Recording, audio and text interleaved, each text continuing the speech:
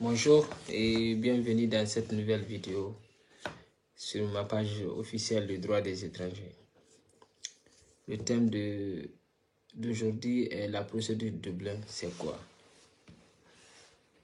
Retenez que cette page a pour but d'expliquer toutes les différentes procédures et les enjeux de la procédure d'asile en France, en Europe généralement, mais en France particulièrement. Aujourd'hui, le thème, c'est la procédure Dublin. Quand vous demandez l'asile en France, retenez qu'il y a 3 procédures. Aujourd'hui, nous allons parler de l'une de ces procédures, la procédure Dublin. Le Dublin, c'est une procédure qui dit que la personne qui a déposé ou la personne placée sous la procédure Dublin n'est pas acceptée. Sa demande n'est pas acceptée. Mais ça ne veut pas dire qu'elle est refusée, mais sa demande aussi n'est pas acceptée. Parce que cette personne, pour eux, a déjà déposé une demande d'asile dans un autre pays. Et une fois que vous êtes placé sur la procédure de Dublin, pas de panique ni rien. Et c'est une procédure aussi qui a une durée de 6 mois. Vous avez 6 mois, l'État a 6 mois d'établir ou d'examiner votre demande. En procédure Dublin, la préfecture de votre lieu de résidence a un délai de 2 mois à écrire ou à demander le pays responsable. Et pendant ce temps, une fois que vous êtes placé, on vous remet une attestation de demande d'asile d'une durée de 1 mois. La prochaine fois, vous allez venir. Parce que ça trouvera qu'ils ont déjà envoyé un mail au pays responsable. Si vous arrivez et que le pays responsable n'a pas répondu, là, il vous remet une autre attestation d'une durée de 5 mois. Mais en même temps, en vous donnant un nouveau rendez-vous pour vous représenter aussi à la préfecture. Une fois que vous repartez et que vous revenez encore pendant cette procédure au rendez-vous, si le pays responsable, le pays déterminé a déjà répondu, c'est là maintenant on parle d'un arrêté de transfert et d'une assignation à résidence. Donc, pendant la procédure Dublin, tout ce que vous devez éviter, il ne faut jamais dire que vous ne voudrez pas vous retourner dans le pays déterminé. Il ne faut jamais manquer à un rendez-vous.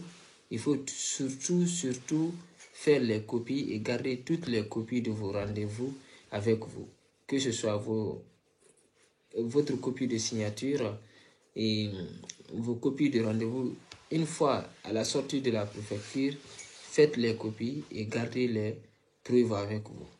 Parce que c'est une fois, le jour où ils décident ou ils disent que le pays déterminé, le pays responsable a déjà répondu, là, ce jour, ils vont vous retirer tous les documents. Et cela, vous ne pouvez pas vous défendre. C'est déjà compliqué pour vous de vous défendre si réellement les délais de 6 mois passent.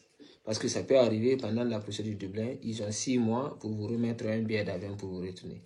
Mais du coup, ça arrive pour d'autres personnes ici jusqu'à 5 mois, 6 mois, et elles ne savent pas, elles ne connaissent pas qu'est-ce qu'il faut faire, et puis voilà, elles continuent à signer et on leur remet le billet d'avion. Ou bien, et pendant la procédure du Dublin aussi, il se peut aussi que l'État responsable réponde 3 mois ou 4 mois après.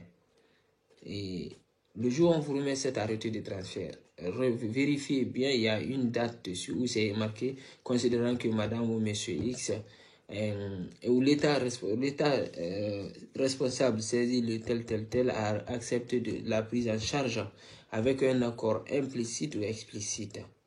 Là, il y a une date qui est marquée. Vérifiez bien cette date et vous comptez les 6 mois à partir de cette date.